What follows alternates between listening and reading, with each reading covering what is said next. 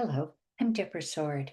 What if you could be better at the conflicts you have by thinking about conflicts in general? I'll show you how to conduct an overview of your general conflict beliefs so you're better in your own specific conflicts. Okay? We'll do an overview and then apply the insights to your specific conflict. The steps are this.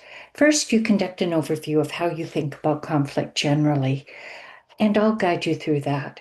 Second, you find any patterns you follow. Maybe you'll even see the origins of what you believe about conflict. And third, you get ideas about what conflict skills you need to update and practice. So let's start with how you believe conflict should be conducted.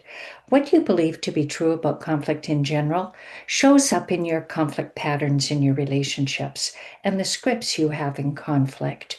You likely have scripts, the back and forth, you did, you didn't. Those become routine. Here's my example. I was raised in a high conflict family of four. There was a lot of shouting, insulting, brittle words like, you always, you never, well, if I'm bad, you're worse, and slamming doors. In the morning, everyone acted like nothing had happened. The overview of my conflict beliefs was that combination. Conflict was nasty, but you didn't do repair work afterwards. You just forgot about it and carried on. That was what I thought conflict should look like for the first 20 years of my life. So get your favorite drink, be comfortable, close your eyes, and consider these questions.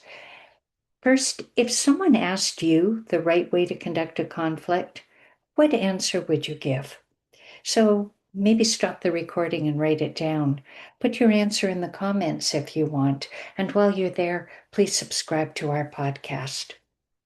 The second question, and welcome back. Second question, when you listen to someone telling you about their conflict, do you think of what they should have done instead of what they did do? Now finish this sentence. What they should have done is, again, write in the comments how you would finish that sentence. What they should have done is, fill in the blank. Maybe write in the comments how you finish the sentence. Did you write what that you wouldn't have done in their place? In question one, you answered with a general idea of how, in your opinion, conflict should be conducted because you have beliefs about what's fair in conflict and who should take responsibility at each step. In question two, your sentence of what they should have done reveals your opinion of the right and wrong way to conduct a conflict. You finished the first step. You conducted an overview of how you think about conflict generally. When I did the second step, in my example, I studied my overview and I saw the pattern. I believed that in conflict I could say mean things and the next day no one minded, because that was how it worked in my childhood home. In the second step, I saw that my pattern was dysfunctional. I didn't know how to repair a relationship because I hadn't seen it done at home. The second step, you study your overview looking for any patterns you follow. Maybe you even found the origin of what you still believe about conflict. Come on back when you've done the second step. Okay, the third step, you get ideas for what conflict skills you need to update and practice. I found many beliefs about conflict I needed to update, and I focused on the skills I had to practice to do conflict better. And I had to learn the first thing about repairing a relationship.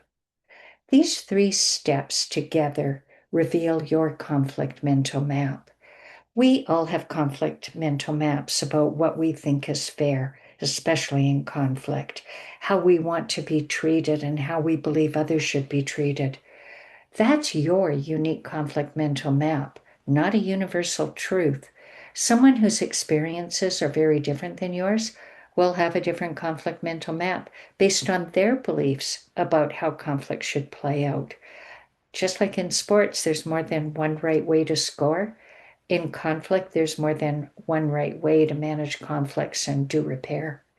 As long as a belief is on your conflict mental map, you'll follow the map. forming your conflict patterns and scripts. So you have a conflict mental map you follow. Have you thought about it recently? When did you last ask yourself where your conflict mental map came from? How old are those road signs pinned on your conflict mental map? Are they still relevant? When did you last update the routes? Are those routes getting you to your goal of doing conflict better and improving the quality of your relationships? Do they show the direct route, or do they meander and have dead ends? Here's why it's helpful for you to review what's on your conflict mental map. Your conflict mental map is the boss that creates the patterns you follow, directing your words and actions. Context matters to your conflict mental map. You recognize that how you conduct conflict in one context won't work in another. For example, your conflict mental map tells you that person you're about to have a conflict with, that person is powerful. You don't want to say what you're thinking. But it might also say, this person, this one, doesn't matter to you, so you can ignore the rules for that person.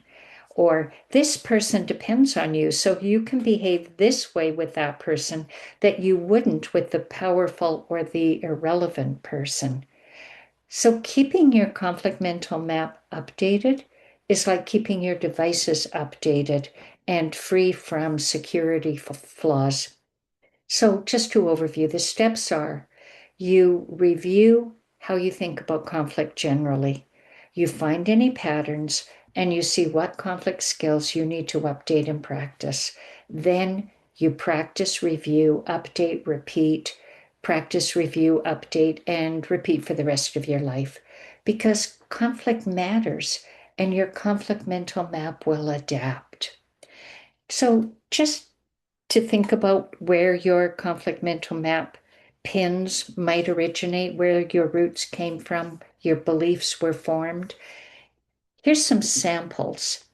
If you belong to a group of any kind, it has expectations for your conduct and protocols for how to behave and norms for how you're expected to treat others.